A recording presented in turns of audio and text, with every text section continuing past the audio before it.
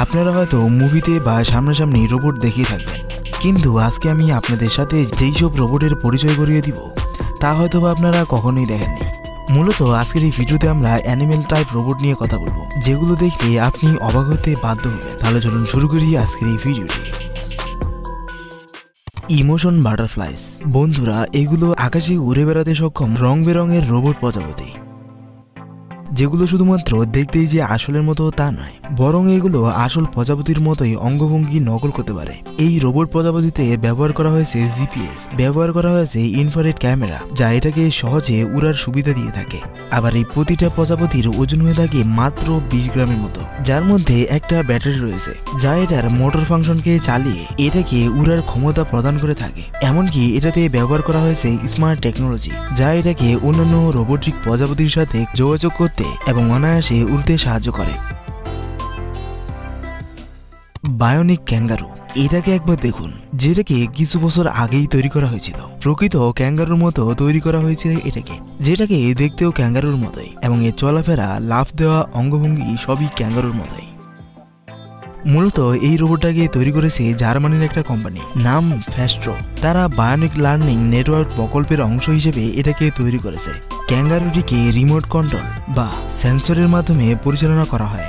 যদিও এটা একটা রোবট, কিন্তু তাও এটার ওজন বেশ হালকা, তাই তো এটা সহজেই ক্যাঙ্গারুর মতো লাফ দিতে পারে।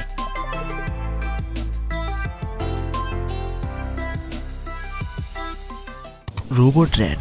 এটাকে একবার দেখুন, যা একটা রোবট ইঁদুর। মূলত এই ছোট্ট রোবটটাকে ভূমিকম্পের সময় বা বিভিন্ন ধরনের দুর্যোগের সময় মানুষ মাটির নিচে চাপা পড়ে গেলে মানুষসহ বিভিন্ন ধরনের জিনিসকে খোঁজার জন্যই মূলত এটাকে বানানো হয়েছে। আর যেহেতু এটা অনেক ছোট, তাই ক্ষুদ্র ক্ষুদ্র জায়গায় এটা অনায়াসে প্রবেশ করতে পারে, ফলে বিভিন্ন ধরনের জিনিস উদ্ধারের সময় এটা অনেক কাজে আসবে বলে এটাকে বানানো হয়েছে। আবার এই ছোট ইঁদুরটা দৌড়াতে দৌড়াতে পড়ে গেলে এটা অনায়াসে উঠতে পারে, তার বডিকে মুভ করতে পারে এবং তার সামনে আসা যে কোনো বিপদকে হ্যান্ডেল করতে পারে। Scorpion hexapod robot. এটা হলো বিষাক্ত প্রাণী বিচ্ছুর মতো দেখতে একটা রোবট, তবে এটা বিষাক্ত না। এটাকে 3 জন বন্ধু মিলে বেলজিয়ামে তৈরি করেছে।